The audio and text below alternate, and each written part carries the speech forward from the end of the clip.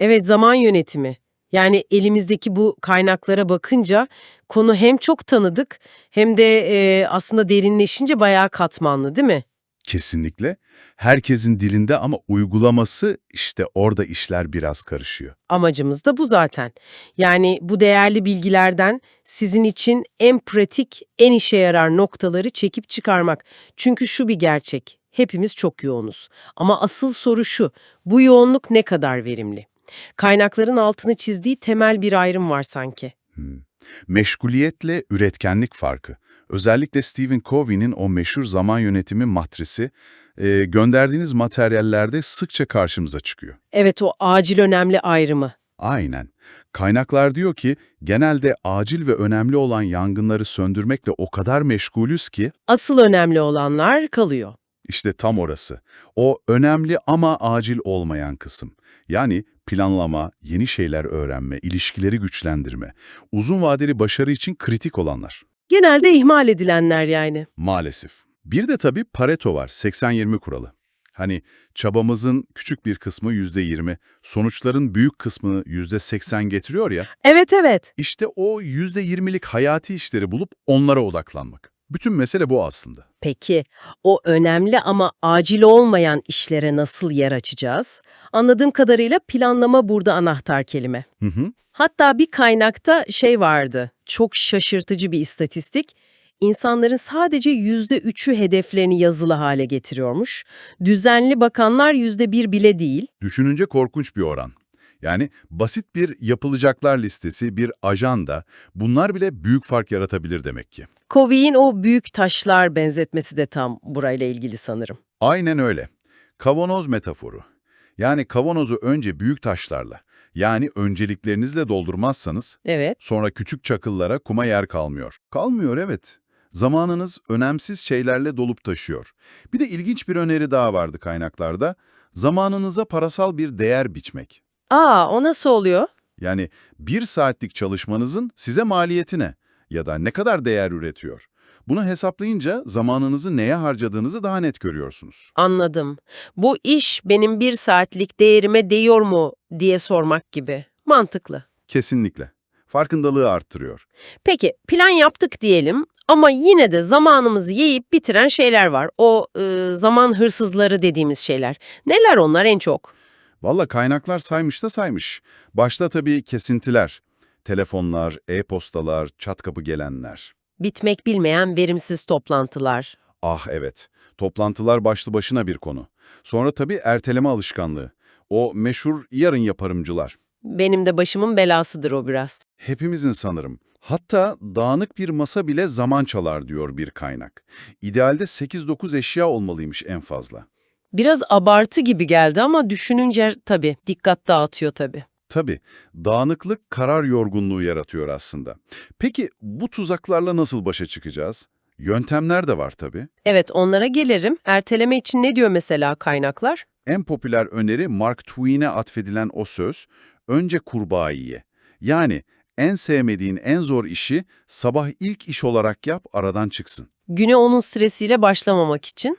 Aynen. Ya da tam tersi, işi küçük, lokmalık parçalara bölmek, kartopu yöntemi deniyor buna sanırım, başlangıcı kolaylaştırmak için. Bir de neden ertelediğimizi anlamak önemli galiba. Mükemmelliyetçilik mi, korku mu? Kesinlikle. Kök nedenini bulmak şart. Kesintiler için de şey öneriliyor. Reaktif aktiviteyi programlamak. O ne demek? Yani e-postalara, mesajlara anında atlamak yerine gün içinde belirli zamanlar ayırmak, saat 11'de ve 16'da bakacağım gibi. Anladım. Sürekli bölünmemek için. Hı hı. Bir de neyin gerçekten acil olduğunu tanımlamak ve tabii ki kibarca hayır diyebilmek. Bu çok kritik. O hayır diyebilme meselesi. Zor ama gerekli. Toplantılar için ne diyorlar peki? Altın kural, net gündem, net amaç, net başlangıç ve bitiş saati. Olmazsa olmaz.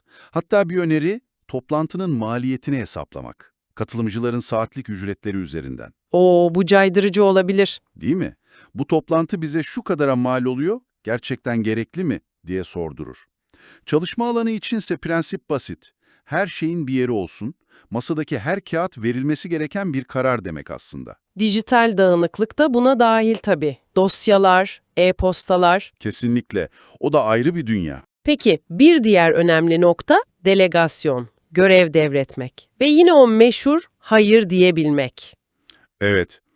Delegasyon hem ekibi geliştiriyor hem de sizin o büyük taşlarınıza zaman açıyor. Ama doğru yapmak lazım. Net talimat, ne, neden, nasıl, ne zaman.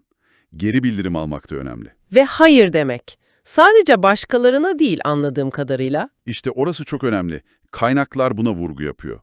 Aslarınıza, arkadaşlarınıza, hatta bazen diplomatikçe yöneticinize hayır demek kadar. Kendimize de hayır demek. Aynen öyle. Her yeni parlak fikre, her fırsata atlamamak, önceliklerine sadık kalmak. Hani Charles Spurgeon'ın sözü vardı ya, hayır demeyi öğrenin, Latince okumaktan daha faydalı olacaktır diyor. Güzel sözmüş. Kendi zamanına ve enerjine saygı duymak aslında bu. Temel bir zaman kazandırıcı. Harika. O zaman toparlayacak olursak, bu incelediğimiz kaynaklardan çıkan ana fikir şu galiba, zaman yönetimi dediğimiz şey aslında bir önceliklendirme ve seçim yapma sanatı. Kesinlikle. Acil gibi görünenlerden ziyade gerçekten önemli olanlara odaklanmak, bir plan yapmak, o büyük taşları önce yerleştirmek, sonra zamanımızı çalan tuzakları yani kesintileri, ertelemeyi falan fark edip önlem almak. Ve tabii kapasitemizi bilip, gerektiğinde delege etmek ya da nazikçe hayır demek. Evet, Ve şunu da unutmamak lazım belki de. Tüm bu yöntemleri hayata geçirmek için de bir zaman ayırmak gerekiyor başta. Yani planlama yapmak, alışkanlıkları değiştirmek. Bu da bir zaman yatırımı. doğru. Ama kaynaklar diyor ki bu yatırımın getirisi katlanarak olacak. Aynen öyle. Kendinizi daha iyi yönetmek için harcanan zaman en değerli zaman aslında. O halde dinleyicilerimiz için de düşünme sorusu şu olsun. Tüm bu konuştuklarımız ışığında siz zamanınızı bundan sonra bilinçli olarak neye yatırmayı seçeceksiniz? Güzel soru. Bir sonraki derinlemesini incelememizde tekrar buluşmak üzere diyelim.